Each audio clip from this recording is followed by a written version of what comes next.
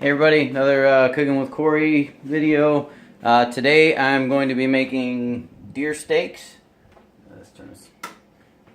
So I already have my, I got some onions, got some onions chopped here already. These are my loin steaks. Yeah, it's good stuff, like some nice bloody deer steaks. All I did was put salt, pepper, and a little bit of just salt and pepper and some garlic powder on there. You don't need to get too carried away with steak because you want to taste the flavor of the meat. If you want to, you can roll them in different things. Like I have some dry rub that sometimes I'll rub my meat in. But for the most part, salt and pepper, a little bit of garlic works perfect. What I'm going to do is I'm gonna do a pan fry. You can cook steak all kinds of different ways. You can griddle it. You can throw it on the barbecue. It's raining here and cold, so I'm not going to be barbecuing at all. I'm not going to worry about that. Peas are getting there. I threw a baked potato in the microwave. Normally I like my baked potatoes baked in the oven, but 7 minutes in the microwave you get a potato. I'm taking some classes, and like the homework is killing me, and I've been up late. So anyway, I need to take a study break and I need to eat, so I'm going to show you guys how to cook this. So anyway, what do I like to use, right? What? Real butter. None of that fake mamma jamma stuff. What in the hell are you doing to the cat? Get off the cat. Go. Leave the cat alone. You two get out of here. Go. Get. Go on. Anyway. Sorry. There's Wild Kingdom going on in the kitchen right now behind me. So, I'm going to fry my steak in butter because everybody likes butter. And you want a pretty good healthy dollop of it, you know. And when I'm cooking my steak on here, this griddle has it has lines on it, so that like it'll have those lines like you get in the restaurant when you cook a steak, or you get your steak. And because we're using cast iron, we can use the good metal stuff. So we're gonna throw some metal down on here. I think I'm up to like 14 followers. My daughter put me out on like her Facebook thing. So thank you, Sierra, for throwing me out there so people can see some Cooking with Cory videos. Hopefully your friends are watching. If you're like, what? Oh, we got old 2 people watching today. Anyway, so you want your pan really hot, but you don't want to scorch this butter too long because it'll burn. So I'm going to take my big old bloody hunks of meat. Throw them right in there. Oh, yeah, look at that. All right.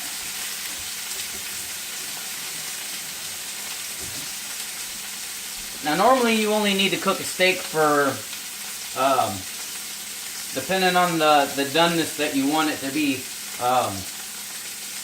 maybe 5 to 7 minutes on the side, 10 minutes if it's like a really thick, like if you got a giant, like, I don't know, New York strip type of thing or something. But these are just some backstrap pieces, or are they loin? Maybe they're loin. Inner loin, yeah. So they're pretty tender already, and I've been defrosting them all day. It smells really good. So anyway, if you like those lines on them, you can get you a cast iron pan like this. They're like, I don't know, $12 or something like that at the store, depending on where you get them. If you go to them, you know, hippy dippy places where they try to charge you an arm and a leg, like I had to actually buy this 10-inch kettle lid. It's cast iron for my giant cast iron pan at a what's that restaurant? Oh my god, I can't even think. Cracker Barrel. I had to get it at Cracker Barrel because no, I couldn't find them anywhere else. It was like a $30 lid. If I would have thought about it, I would have went to the Boy Scout store and probably got a cheaper one at the Boy Scout store because they sell them there too. Anyway, I forgot to put the timer on, so how long am I making the video? 4 minutes? Okay, steak's not cooking long enough. Oh, somebody dropped out already.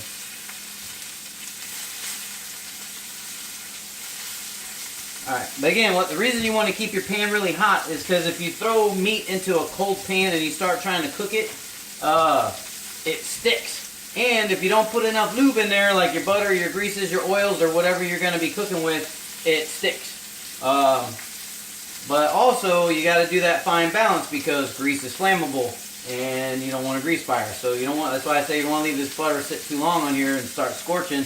One, scorched butter tastes really gross. And number two, it could flame up and then you have big fire and that's not good. So we don't want fire in the kitchen.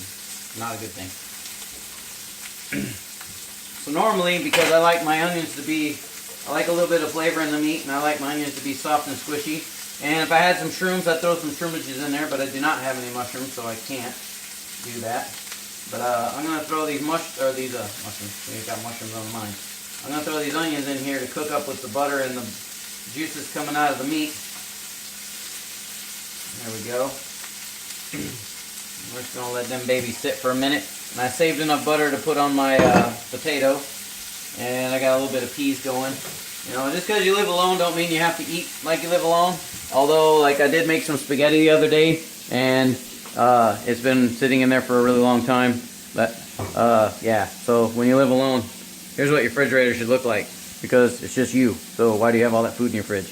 But anyway, I am going to get my tater out, see how that looks. So when you test a potato in the microwave, when you get them out of the microwave, big potato, you can kind of squeeze it, and if it's squishy, it's probably done. It's not very hot though, so the butter won't melt. I'm going to nuke it for maybe another 2 minutes, because I can, and it'll make it nice and hot. Anyway, that's about it. I'm going to flip this steak. It doesn't take too long to do steak on the griddle. So, can you see that? Yep, looks like it's got a good angle right there, and I'm managing to block that nasty lighting out. Alright, so I'm going to flip these onions around, get the flavor of them on the meat there, get the meat in the onions in the meat. How long has it been? Yep, okay, 6 minutes. That's close enough. It's been about 5. I like my steak rare, so if you don't like your steak rare, you might want to cook them a little bit longer. Like I said, it depends on you, but usually about 5 to 7 minutes will get you a rare steak on each side. If it's a bigger steak, 10 minutes on a side. If you're cooking like tri-tips and all that stuff, I don't suggest cooking them on the stove top like this because they're like really thick and they're really big. You can. You just have to stand there and monitor it because depending on the thickness of the meat, depends on how long it's going to take to cook. Another thing you need to know about cooking meat is the meat continues to cook after you take it out of the pan. It still cooks for about 5 to 10 minutes after that. So what a lot of people, the way they ruin your steak is because you say, oh, I want my steak medium rare, or I want my steak medium. Unless you're like a well-done person and they just burn the snot out of it. If you want it rare, medium rare, you know, pink in the middle a little bit, people tend to cook it till it looks like that on like the outside, or they stab a knife in there and they cut it, and then they throw it on the plate. Well, it's still cooking and it cooks a little bit longer than that. So you need to use time and judgment just before you know, because there's nothing worse than somebody serving you a steak that, like, you know, you got your mouth all ready for a big mouthful of bloody meat and you end up getting, you know, shoe leather. Unless you like your meat like super well done, good on you, have your meat super well done. Alright, so a way to test your meat done is you go, Cory, how the hell do I know whether it's done or not? So take your hand like this, right?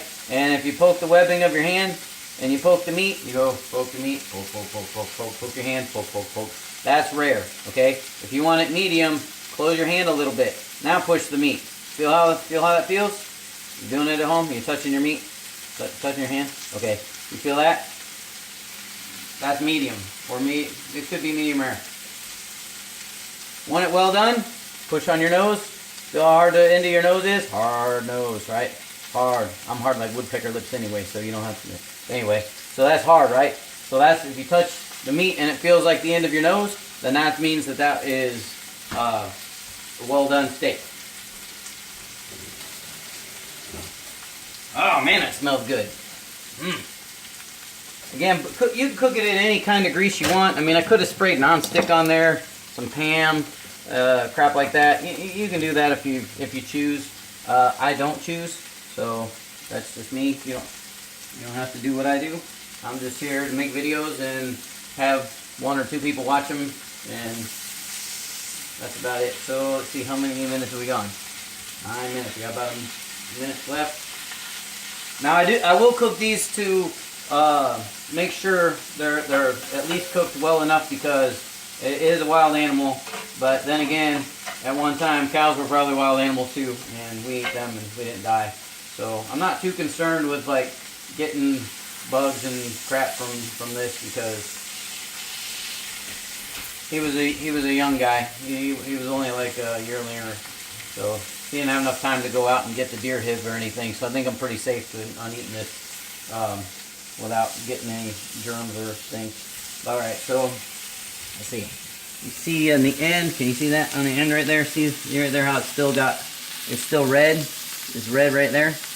Yeah, but it's sealed. So the meat itself is all sealed. So the juices are all in the inside and they're working. They're turning around, they're doing their thing. So I'm gonna poke them and give them the poke test. Oh, that's still really rare. See how it's like my finger's squishing into it?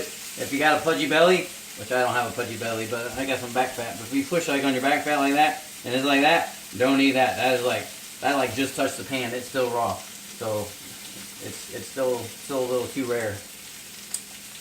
But I'll eat it that way. But like I said, it is a wild animal. I want to make sure it's at least rare and not still like, mooing at me or whatever noise deers make.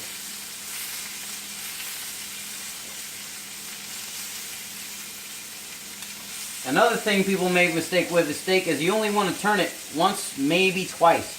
If you keep sitting here and you're like, you keep flipping it, and you're poking it and stabbing it, poking it with your finger is good. This, you can poke all kinds of things with this. The doctor pokes you with this and it doesn't hurt. Well, it's uncomfortable, but it doesn't hurt you. If you poke your meat with something pokey, like, you got a knife, and you're like, oh, I'm going to see if your steak's done, and you jab a knife in there and you cut it, you just let all the juice out, you freaking turd. So now my steak's going to be all dry because you don't know how to cook meat. So, I just say, don't do that. Don't cut my steak. If you don't know if my steak's done or not, call me in the kitchen. I'll poke it, and I'll tell you if it's done or not. Yeah, that's getting done right there. All right. And my hands are clean. So, don't worry about, like, giving me any food poisoning. Like, oh, you're going to get dog germs and stuff on there. I didn't touch the dog. I touched him with my foot when I didn't touch his fur. So he is dirty, huh? Aren't you dirty? You dirty? Yeah? Okay. What's the time now? 12 minutes. 6 minutes aside. Sounds good to me. Perfect timing for the onions. Some onions come off of there.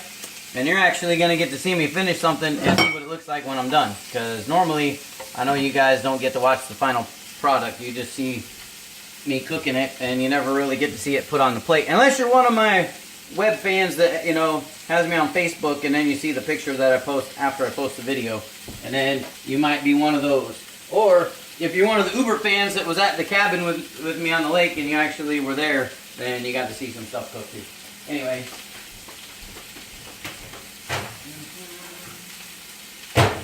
Oh yeah, that's hot. I would put some sour cream on this, but my sour cream kind of turned green, and I'm not into eating moldy sour cream. So put my tater here, gonna smoosh it all open. So the secret to cooking potatoes in the microwave is put your slit in it before you put it in there. Or if you're doing it with a sweet potato, chop the end off of that sweet potato so that the juices have somewhere to go. Alright, so we're going to turn all this off. Noah's over here licking the blood that's splattering all over the place, so off of the floor. Oh yeah. Slide this over here. Ah, you see that, Dave? I'm grabbing this hot cast iron with my bare hands. That's what a man does. Man, I got man hands. Alright. And let me get some. I'm the only one doing dishes around here anyway, so I guess it doesn't matter if I dirty them a bunch up. But yeah, look at that. That is a honk-o steak. And get this other honk-o steak right here, and clean off Now, if I had some mushrooms and some Worcestershire sauce, at the end, what I would do is, because you don't want the mushrooms in the whole time. The onions will cook faster than the mushrooms will, so you don't need them in there the whole time. But what I do is I would take, sorry, I'm drooling all over myself. I would take the Worcestershire and put it in with the onions and the mushrooms and a little bit on the meat and get that yummy taste going all over everything. Anyway, so that's that. I'm going to fish out some of these bad boys. Oh yeah.